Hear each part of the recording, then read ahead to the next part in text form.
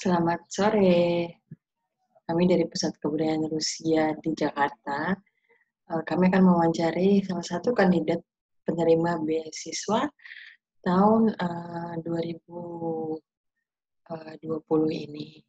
Namanya Muhammad Reza. Oke, baik teman-teman. Perkenalkan ini Muhammad Reza, ya salah satu kandidat penerima beasiswa tahun 2020. Oke, Reza, boleh diperkenalkan dulu dirinya? Ya, selamat sore. Nama saya Muhammad Reza Syafalevi. Saya berasal dari Kabupaten Pasuruan, Jawa Timur. Jadi untuk jenjang pendidikan saya dari SD saya di Pandaan sendiri, di SD Ma'arif Jokosari Pandaan. Lanjut mondok ke Pondok Pesantren Amanatul Ummah, Pacet Mojokerto, program akselerasi. Jadi SMP saya 2 tahun. Lalu lanjut lagi ke jenjang SMA saya mondok juga di Pacet Mojokerto, di Amanatul Ummah, tapi yang di program madrasah bertaraf internasional. Ya. Oke. Ini kan tahun ini penerima beasiswa ya ke Rusia, Ya. salah satu.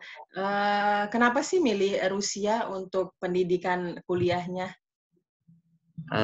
Sebenarnya saya kan ngambilnya jurusannya di aircraft engineering.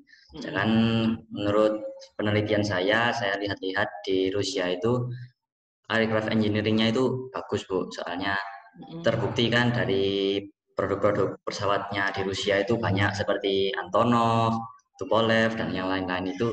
Jadi acuan saya kenapa milih ke Rusia. Oh gitu. Sebelumnya ada perbandingan nggak dengan negara lain selain Rusia? Sampai akhirnya milih Rusia?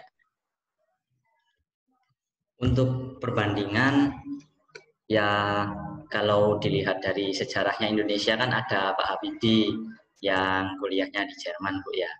Tapi saya milihnya ke Rusia itu soalnya kan di Rusia itu lebih cenderungnya itu ke pesawat yang pesawat militer dan pesawat komersil.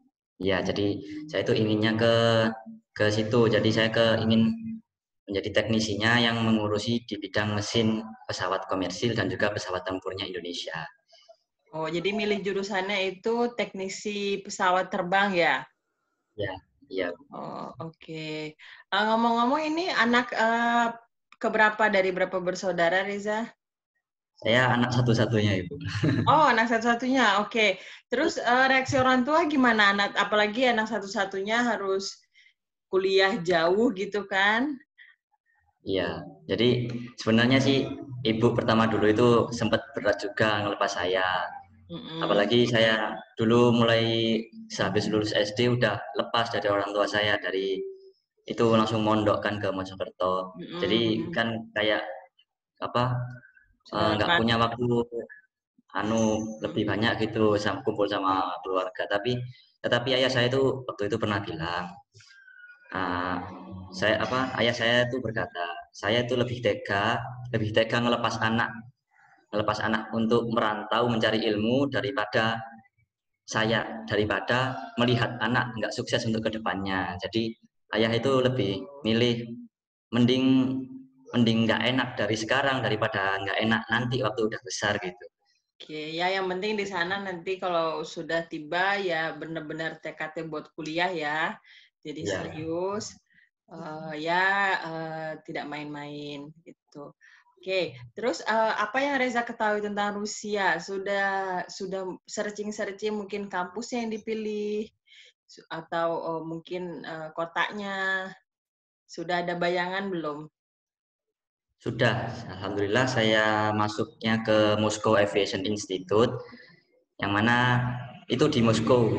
Oh, Yang oke. mana itu saya lihat, perhatikan itu nomor 1 untuk jurusan aircraft engineering di Rusia. Jadi ya alhamdulillah juga saya keterimanya di pilihan pertama itu. Oh, jadi milihnya di Moskow-nya ya? Ya, Di ibu kota. Sudah siap ya untuk kuliah dan tinggal di ibu kota Rusia, sudah siap ya? ya siap. Siap, Harus oke. siap. Ya, oke. Terus gimana sih cerita singkatnya mengenai persiapan Reza saat mulai memasukin pendaftaran, terus dokumennya apa aja yang disiapin? Mungkin nanti bisa jadi apa ya? Jadi motivasi atau persiapan buat teman-teman lain yang melihat video ini mau ikutan beasiswa juga mereka punya bayangan. Mungkin Reza bisa ceritain singkatnya persiapan Ya, dokumennya dan lain-lain. ya. Jadi sebenarnya saya itu agak berat Bu untuk mempersiapkan dokumen. Saya kan Mhm. waktu SMA kan tinggalnya di pondok pesantren. Di pondok pesantren kan nggak boleh bawa HP, Oh gitu. bawa laptop pun itu pun dibatasi pemakaiannya. Itu waktu Cuman SMA-nya di pondok ya? ya, Oke.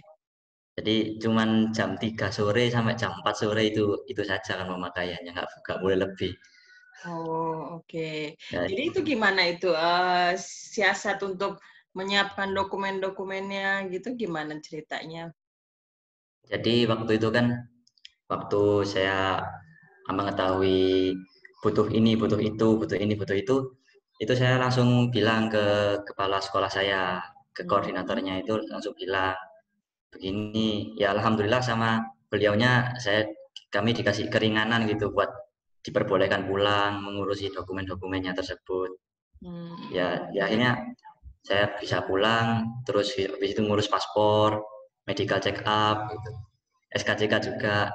Dan waktu itu saya saya waktu itu nyari nyari medical check up sekota saya, Sepandaan dan Sepasuruan itu enggak ada yang bisa tes alergi itu, anunya enggak ada, apa itu, buat tesnya itu enggak ada.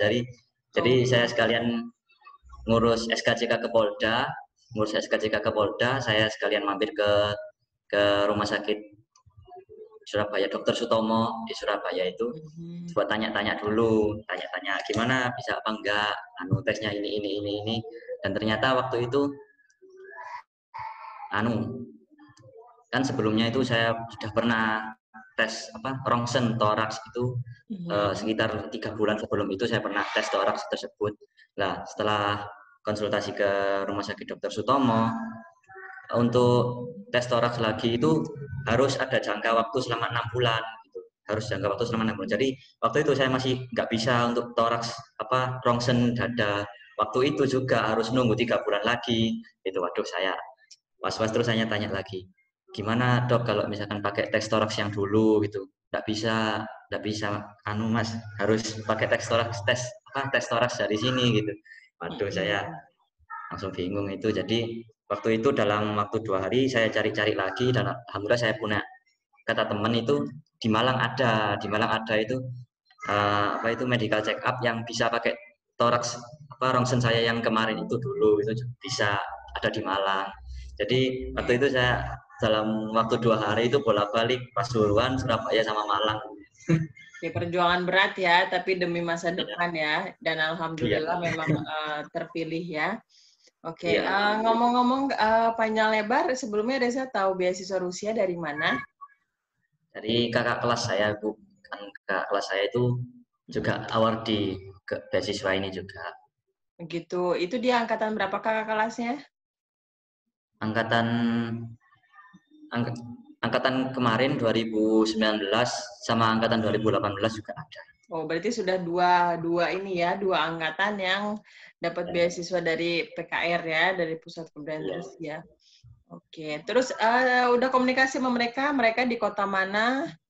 Mungkin Sudah. ada sudah tanya-tanya gimana di Rusia, bagaimana orang-orangnya, ya cuacanya juga karena kan cuacanya ekstrim ya, berbeda sama di Indonesia. Iya. Itu sudah ada komunikasi?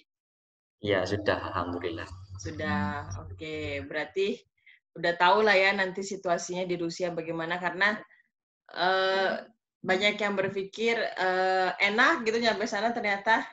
banyak tantangannya, banyak cobaannya, apalagi musim dinginnya kan. Iya. Udah siap ya?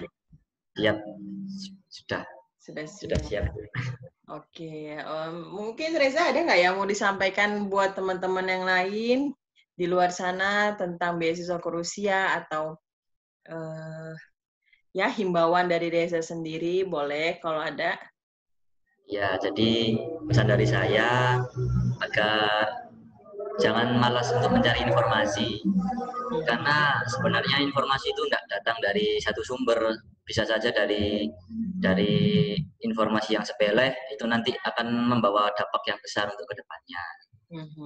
Oke. Iya. Terus menurut Reza gimana beasiswa di Rusia kemarin tahap-tahapnya berat apa istilahnya buat Reza? Alhamdulillah dimudahkan atau gimana? Ya, sebenarnya kalau kalau menurut pendapat saya pribadi itu jujur sangat berat, Bu. Soalnya kan untuk mencari informasi kan saya dulu waktu di pondok itu ya susah, Bu, ya kan. Hanya dibatasi 1 jam per hari untuk mencari informasi lewat daring, lewat Ya, manapun apa apalagi sekarang pas situasinya lagi pandemi ya. Tapi kan sempat ya, wawancaranya pas sampai ke PKR ya. ya, alhamdulillah sampai ke kantor. PKR yang saat itu ya. Iya. Oke, berarti sekarang sudah ada pengumuman ya Reza sudah diterima di Moskow ya. Jadi tinggal Iya. menunggu tahap selanjutnya ya. Mudah-mudahan dapat segera informasi kapan berangkat dan lain-lainnya ya. Iya, amin. Oke. Oke Reza, terima kasih sekian dari saya ya. Terima kasih atas bincang-bincangnya. Mungkin ke depannya kalau sudah di sana akan ada video kayak gini lagi ya. Ya. dengan tema yang berbeda, mungkin dengan tema apakah semua sesuai dengan kenyataan Reza apa tidak di Moskow ya, mungkin ke depannya. Ya. Oke. Ya. Ada yang mau disampaikan Reza? Ya, itu tadi, Bu, untuk informasi juga itu jangan sampai menyepelekan, apalagi menganggap enteng sesuatu yang sebenarnya kecil itu bisa jadi berdampak besar untuk kedepannya. Soalnya itu kan nanti kan kita nggak tahu apa yang kita dapati di sana, itu kan kita nggak tahu juga. Jadi setidaknya itu persiapkan sesuatu itu sedetil mungkin, jangan sampai ada yang terlepas gitu. Ya, karena selain persiapan kita, namanya